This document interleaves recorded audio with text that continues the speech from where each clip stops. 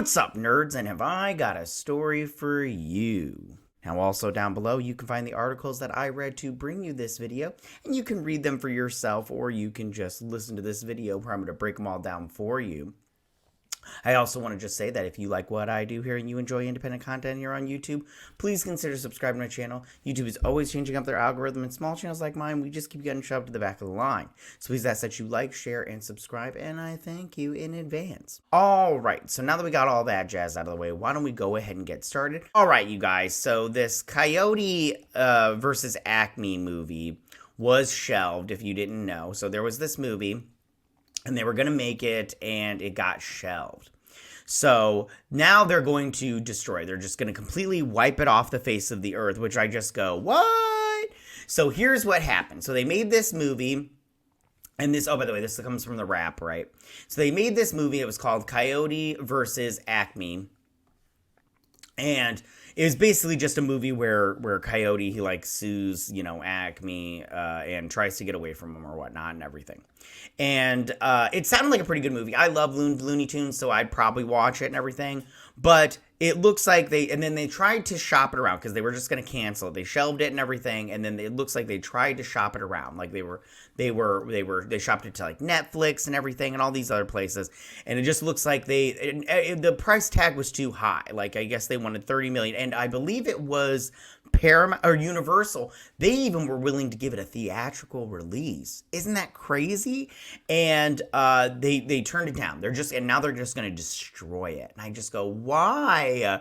I mean, David Zaslav is just making bad decisions, in my opinion. I mean, maybe Batgirl was a good decision to get rid of that, and he could have got a tax break, and maybe he can get another tax break on this one. But I'm like, and everybody says it's good. Everybody says this movie is good. So let's read this real quickly and everything. So it says, in early January, Coyote vs. Ugly, producer Chris Stefano. Oh, that's another thing about this one. We'll talk about him in just 1 second. So Chris Stefano got a startling phone call from Warner Brothers executive. They just want to get this behind them. An executive told Stefano they want to close the books.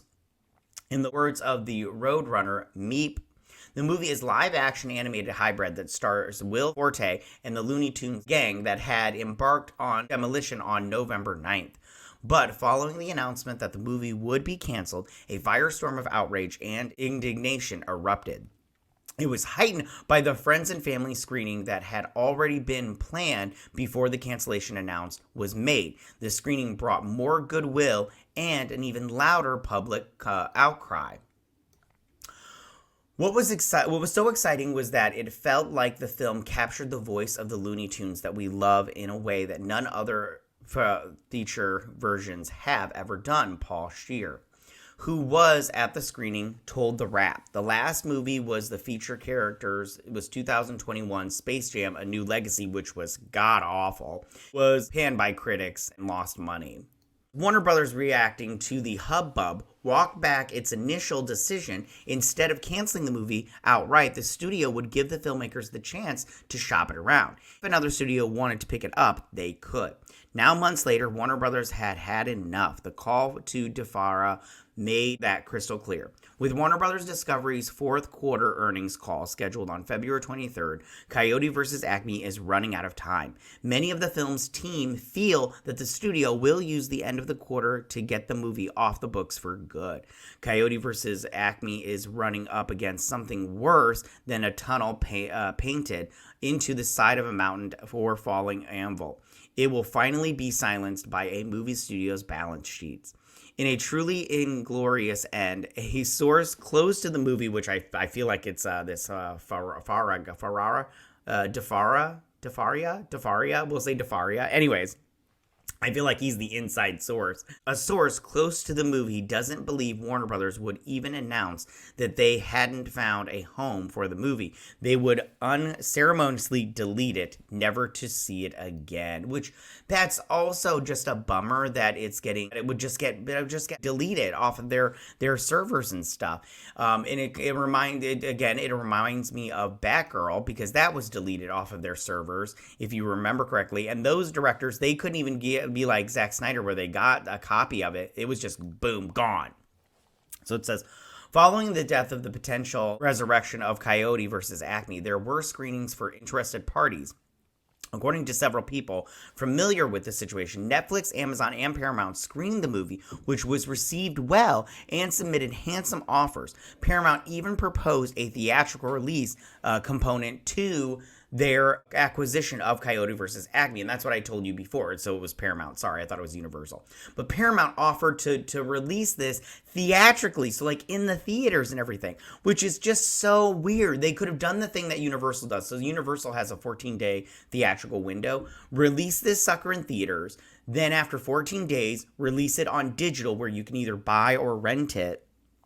And then after that, release it on streaming. Like once you're done with all that nonsense, then release it on streaming. And movies make money. Like you'd be surprised. For instance, Puss in Boots, that was in theaters while it was still on digital and still on streaming, and people still went and paid to see it in theaters. Isn't that crazy? I didn't see it in theaters. I rented it, but you still make your money. You know what I'm saying? So it's so crazy to me. I mean, you kind of make your money when it goes to streaming, but not as much as you do if people buy it / rent it. Okay, so I'm going to skip past all that, and it says, but Warner Brothers, which stood to make 35 to 40 million on a tax write-down, wanted something in the ballpark of 75 to 80 million from a buyer. And what's more, they wouldn't allow the interested studios to counter Warner Brothers' offer. It was a take it or leave it situation. So they were just like, if you're not going to pay 75 to 80 million for it, then that's it. Just don't get it and everything. And I'm like, where did you come up with that number, fuckers? One that other studios didn't even know they were entering into, insiders told the Wrap, which if they didn't tell them we're looking for 75 to 80 million, and then it just means they were just trying to get rid of it. You know what I'm saying? They weren't even kind of interested. So, and then one thing also that it says in here was that David Zaslav didn't even see the movie. He didn't even watch the movie. And I just go, man, that so sucks. Because what if you had watched it and you had seen it and you loved it? What if you loved it and it was just so good and you just skipped it because you were just like, nope, I want that sweet cash, my dude. Fuck this movie. So it looks like we're not going to get Roadrunner or Coyote versus Acme. And it's just going to go bye-bye forever. God, I wish it's same thing with Batgirl. I wish they could get somebody could get a copy of this movie and just get it out to the public, like on one of those pirate sites, because I would really love to see this movie. Same thing with Batgirl. I want to see it now. Batgirl was so bad apparently that you scrapped it, and this movie's so good and you want to scrap it. So I want to see it. You know what I'm saying? And I'll pay money for it. I'll pay to see it. I'll pay the renter's fee or the buyer's fee on iTunes and everything. So it's very interesting and sad at the same time. What do you guys think about all of this? Also, tell me, how do you guys feel about this Coyote versus Acme movie getting destroyed, like being deleted off of their servers and no longer being around for the rest of the world to see? Do you like this idea? Do you not like this idea? How do you feel about Warner Brothers just getting rid of movies left and right? They don't even care. They just want that sweet cash back. You know what I'm saying? And do you want to see this movie, or are you not a Looney Tunes fan? You're just like, I just don't care. I'm not a Looney Tunes person, so I don't care. All right, you guys, well, that's all I got for you. Tell me, what do you guys think about all of this? Go ahead and leave all your comments in that section down below. If you like this video, go and hit that like button. I won't mind. If you're my channel, please hit that subscribe button. I'd greatly appreciate it. And I will see you guys. You guys have a good week. Bye.